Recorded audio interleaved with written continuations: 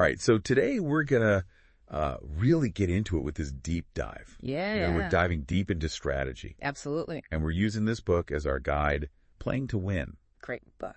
And by the way, this was written by A.G. Lafley, the former CEO of Procter & Gamble, and Roger Martin, who's a really big name in business strategy. Yes.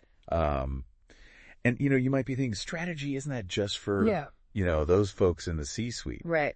But trust me, this book lays out a framework Absolutely. that can be used in any situation I think so too. where you're trying to achieve a goal, even in your personal life. Even in your personal life, absolutely.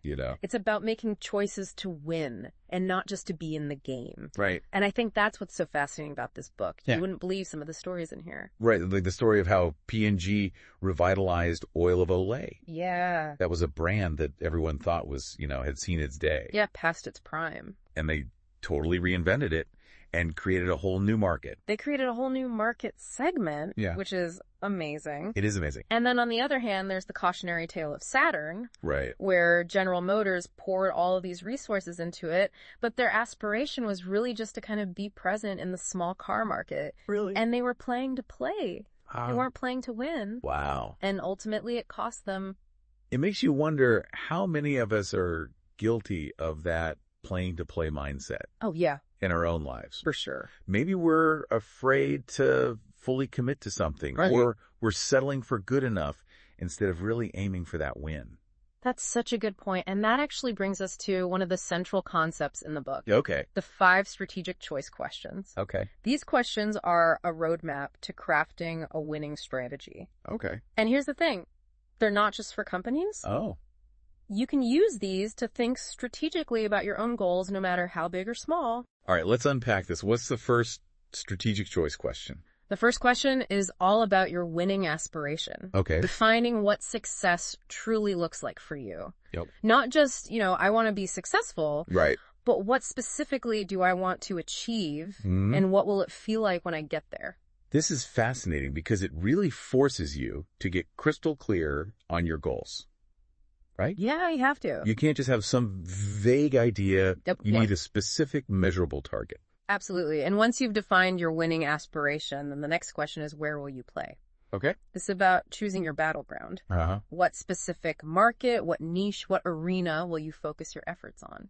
So you mentioned P&G and Oil of Olay earlier. Yeah. How does that connect to this whole where to play idea? P&G didn't just try to sell Oil of Olay to everybody. Right. They identified a very specific target market women who wanted high-quality skincare at a more affordable price. Okay. And they carved out a niche and dominated it. This is so key because it's so tempting to try to be everything to everyone. Right? It is. But that just spreads you too thin, and then you can't win. You can't win. You can't be the best at everything. Right. Even giants like Apple and Toyota are incredibly strategic about where they focus their efforts. They understand that trying to be all things to all people just dilutes your impact. Right. And it makes it harder to really achieve true dominance in any one area. So, okay, we've got what we want to achieve, and we've got where we're going to play. Yeah. What's the next strategic choice question? The third question is, how will you win? Okay. This is where you decide what your competitive advantage will be. Oh. Will you be the low-cost leader, like Walmart, for example, offering the most affordable products? Okay. Or will you differentiate yourself by offering something unique and valuable like Starbucks does with their premium coffee experience? Okay, but can't companies do both? Well, like offer low prices and be unique? That's a common misconception. But playing to win argues that you can only truly win with one of these strategies. Trying to be both the cheapest and the most differentiated usually leads to mediocrity. Okay. You got to pick your lane and commit to it. I'm starting to see how these questions really build on each other. Yeah. You define your goal, and then you figure out where you're going to compete, and then you decide how you're going to win in that space. Right. It's a strategic chain reaction. Okay. And once you've figured out how you need to ask yourself, what capabilities do you need to win? Right. This is about identifying the essential skills, resources, and processes that will enable you to execute your strategy effectively. So it's not just about having a great plan. It's about having the right tools and the right people to make it happen. Yeah, you got to have the infrastructure in place. This is where that whole reinforcing rods concept comes in, right? That's right. You got it. Can you remind me what those are? Reinforcing rods are those core capabilities.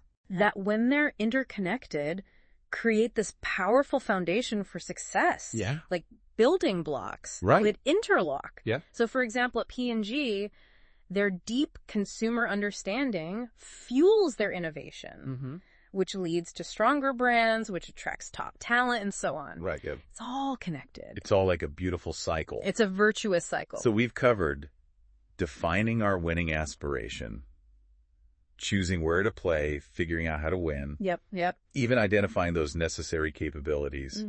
What's the final piece of this puzzle? The fifth and final question is, what management systems will support your strategy? Okay. This is about putting the right structures, processes, and metrics in place to turn your vision into reality. It's about having a system that keeps everyone aligned and moving in the same direction. So it's not enough to just have a great strategy in your head. Nope. You got to create a framework that brings it to life. You got to operationalize it. Yeah. And Playing to Win offers some pretty concrete tools for this. Right, like that OGSM thing. Yeah, OGSM stands for Objectives, Goals, Strategy, and Measures. Okay. It's a one-page tool.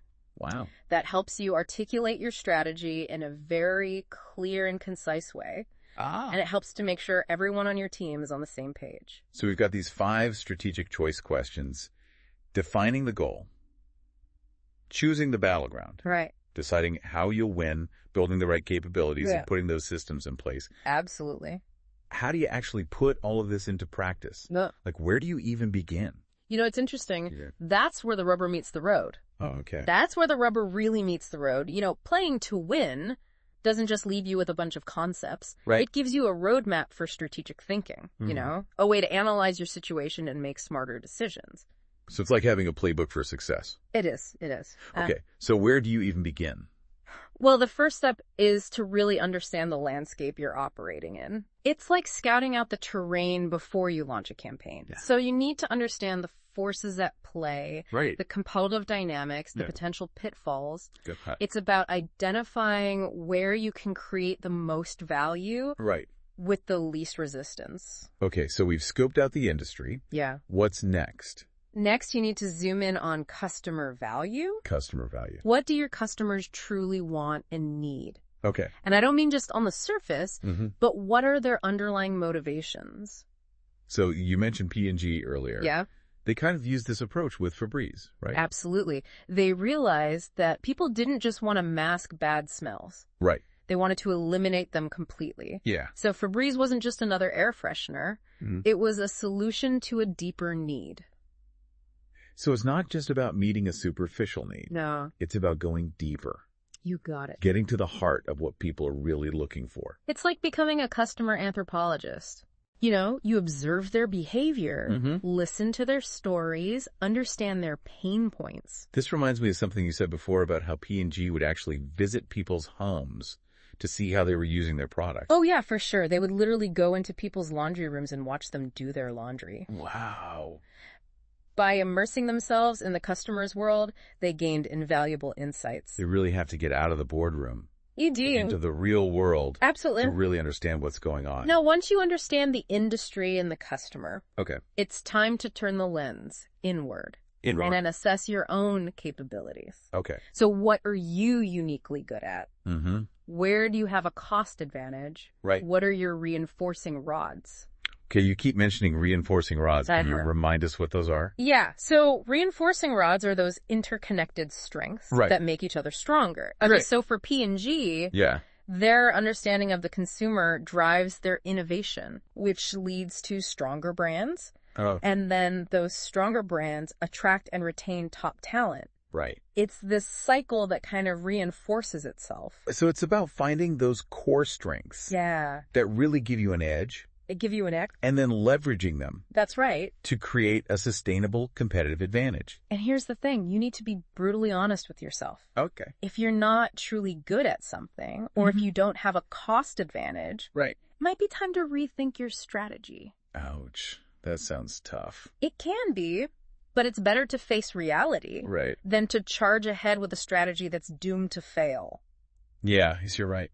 So, you know, let's say we've analyzed the industry. Okay. We understand our customers. We've assessed our capabilities. Yeah. Now you got to start thinking like a chess player. Oh. Anticipating your competitor's next move. Oh, that's interesting. How will your rivals react to your strategy? This is where it gets really interesting. It's the fun part. It's like a game.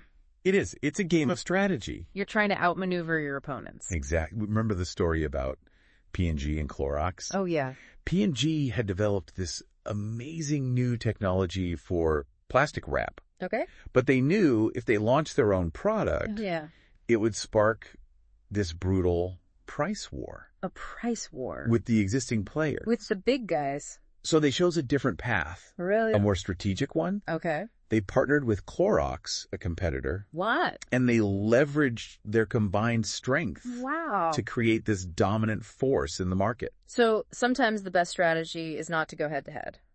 Sometimes the best strategy is to collaborate. That's a great example of how strategic thinking can lead to some unconventional solutions. It's about thinking beyond the obvious, considering all the angles, finding those creative solutions. Okay, so we've done all this analysis. We understand the market. Right. We understand our customers. We understand our capabilities. We've even thought about our competitors. But how do we know if our strategy is any good?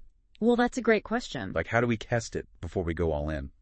The book recommends using what they call a reverse engineering process. Reverse engineering. It's a way to test your assumptions and identify any potential barriers to success. Before you commit. Before you go all in. Okay, how does that work? So it's actually quite simple. You start by assuming that your strategy is going to be a wild success. Okay. And then you ask yourself, what would have to be true for that to happen? So you're working backward from your desired outcome. Exactly. And identifying all the steps that need to fall into place. And you don't do this alone. Right. You involve your team, especially those who are naturally skeptical. Ah, the naysayers. They can be your most valuable assets in this process. I think they'll challenge your assumptions. Exactly. They'll ask the tough questions. I'm sure you haven't overlooked anything. The goal is to identify those least likely to be true conditions. Those barriers that could potentially derail your strategy. So by rigorously testing our assumptions, we either gain confidence in our strategy. That's right. Or we uncover those fatal flaws. And it's so much better to discover those flaws early on. Yeah. Before you've invested a lot of time and resources. Absolutely. In fact, the book shares this cautionary tale about a client of Roger Martin's who made this disastrous acquisition. Oh, no. Despite clear warning signs. Oh, wow. He was so focused on getting a good deal that he completely ignored the strategic analysis. He let the numbers blind him. He did.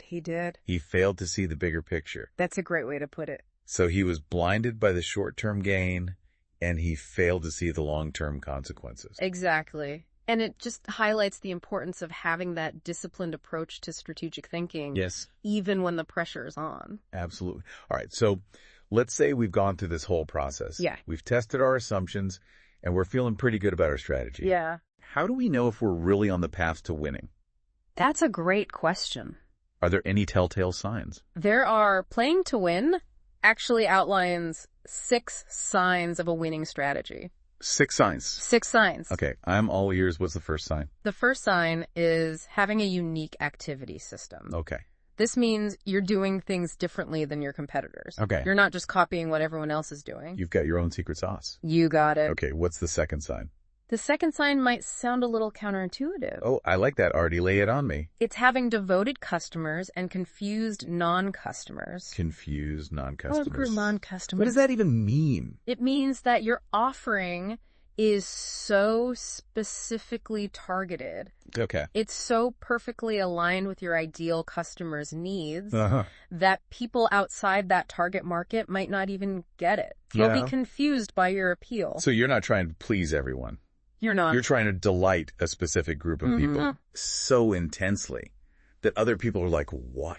Yeah, they're like, what is this? I don't get it. You're not trying to be a jack of all trades. Right. You're aiming to be the master of one. That's a powerful concept. It is. Yeah. What's the third sign of a winning strategy?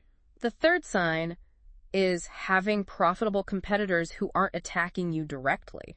Okay. So this is a good sign because it means you've created a space for others to succeed. Okay. Without encroaching on your turf. So you're not in a constant cutthroat battle. You're not. You found your own little blue ocean. You found your niche. Where you can thrive. Exactly. Okay, what's the fourth sign? The fourth sign is having more resources to invest than your rivals. So this is a result of being profitable. That's right. Of winning the value equation. You got it. When you're creating more value than your competitors, you have more fuel to innovate. To expand, to stay ahead of the game. So it's like having a bigger war chest to fund your strategic initiatives. Exactly. All right, the fifth sign is particularly interesting. Okay, tell me more. It's when your competitors are more focused on each other than they are on you. Oh, I love that. Yeah. So you're the king of the hill. You're the king of the hill. And everyone else is just battling for second place. Exactly. You've become the benchmark, the standard. The standard. By which everyone else is measured. Wow, that's the dream. It is a good place to be. To be so far ahead that your competitors are just trying to catch up. You're already on the next level. Okay, and what's that final sign of a winning strategy? The final sign is having metrics that show you're exceeding expectations. So it's not enough to just feel like you're winning. No. You need the data to back it up. You need the data. You need those hard numbers to validate your strategy. Make sure you're on the right track. Exactly. Are your sales growing? Mm-hmm. Is your market share expanding? Yeah. Are your customers raving about your product or service? You got to be measuring your progress. Mm. Tracking your KPIs, making sure you're actually moving the needle. Absolutely. So those are the 6 telltale signs of Okay. a winning strategy. It's like a checklist It is. that you can use to assess your own progress. And make sure you're on the right track. But even with a great strategy, Yeah. things don't always go according to plan. All right. That's absolutely true. Sometimes life throws you a curveball. It does. And playing to win doesn't shy away from this. Okay. They actually talk about P&G's own missteps. Really? And the lessons they've learned along the way. Like what? Well, one of the most striking examples is their attempt to enter the ready-to-drink orange juice market. Orange juice. Back in the 1980s. Okay. With a product called Citrus Hill. Citrus Hill. I remember that. They went up against giants like Minute Maid and Tropicana. Yeah. And those giants, they fought back hard. So it was a big mistake. It turned out to be a costly lesson for P&G. What's interesting about that example is that P&G probably had a solid strategy on paper. Yeah. They had the resources, the distribution channels, Yeah. the marketing muscle. They had it all. But they underestimated the competitive landscape. They did. They walked onto the field thinking they had an unbeatable play. Right. But the other team was ready. They had a defense. With a defense they hadn't anticipated. And that's how it goes sometimes. It is, and sometimes the best laid plans Yeah. can be disrupted by unexpected events. Like a pandemic. Like a pandemic, exactly. Or a war. Or a recession. Or the rise of the internet. Oh, yeah. Think about how the internet and e-commerce have completely transformed entire industries. It's unbelievable. So the key takeaway here Okay. is that you need to be adaptable. Adaptable. You need to be willing to adjust your strategy as the world around you changes. So playing to win really emphasizes this. It does. It emphasizes continuous improvement. Continuous improvement. Always looking for ways to refine your approach. It's a journey. It's a journey. Not a destination. Exactly. And there's another important point that the book makes. Okay. No strategy lasts forever. Right. The business landscape is constantly evolving. It is. And what works today might not work tomorrow. We were talking about missed opportunities. Yeah. Didn't the book talk about P&G missing the opportunity to acquire Starbucks? That's right. They were so focused on their core businesses Right. that they didn't fully grasp the potential of this emerging specialty coffee market. That's crazy to think about. It is, and it costs them. It's a powerful reminder that even the most successful companies can make mistakes. They can, and they can miss out on opportunities if they're not willing to challenge their assumptions and adapt to those changing market dynamics. So it's not just about having the right strategy. It's not. It's about having the right mindset. It's about having the agility. The agility. The resilience to adapt and evolve. As the world changes. Playing to win is not just about having a brilliant strategy. It's about having the mindset, the agility, and the resilience. To win. To win. So we were talking about how even the most successful companies can, sometimes they make mistakes. Yeah, missteps happen to everybody, even the giants. And how important it is to be able to adapt and change course. Right. That's a key takeaway from playing to win, for sure. Because the business world, it never stands still. It's constantly evolving, and what works today might not work tomorrow. And the book talks about P&G's experience with Folgers. Right. Their coffee brand. They were like the top dogs in the regular coffee market. Yeah, the undisputed leader for years. But then specialty coffee came along and single-serve pods. Yeah, they kind of missed the boat on that whole trend. It's surprising that a company like P&G, with all their resources and know-how, could miss something that big. I think they were just so focused on, winning the battle for shelf space in grocery stores that they didn't see how consumer preferences were changing. Yeah, they were playing the old game while the rules were changing. Right. Exactly. And that can happen to anyone. It's a good reminder that we got to stay on our toes. We do. Even when we're at the top of our game. Stay curious. Keep experimenting. Be ready to adapt. And sometimes adapting means letting go of things that used to work really well. That's right. Remember how P&G actually had to sell Folgers because they couldn't adapt fast enough? Yeah, it's tough to let go of something that was once a success. It is, but sometimes holding on to the past can prevent us from grabbing those new opportunities. That's a really good point. And this brings us back to one of the core ideas of playing to win. What's that? It's not just about having the perfect plan. Right. It's about having the right mindset. Okay. The agility and the resilience to change with the times. So strategy is not a one-time thing. It's like a constant process. It is. You're always learning, adapting, refining your approach. So as we wrap up this deep dive into playing to win, we want to leave you with a challenge. All right, like a challenge. We talked about applying these ideas to different parts of your life, but we want you to really focus on one area where you really want to win. Okay. It could be anything, A personal goal, a professional ambition, a creative project. What's that one thing you're truly ready to go all in for? Yeah, pick your battleground. And once you've chosen it, we want you to use what you've learned from playing to win. Absolutely. Define your winning aspiration. Yep. Figure out where you'll play. Figure out how you'll win. Right. Build the capabilities you need. And put the systems in place. And remember to test your assumptions along the way. And be open to making adjustments as you go. Because that's how you win. And most importantly, remember that playing to win mindset. Yeah. Approach your role with focus, with clarity, and with determination. We know you've got what it takes. Yeah, you got this. Go make it happen. Go win. This has been The Deep Dive. Thanks for listening, everybody. Until next time, keep diving deep.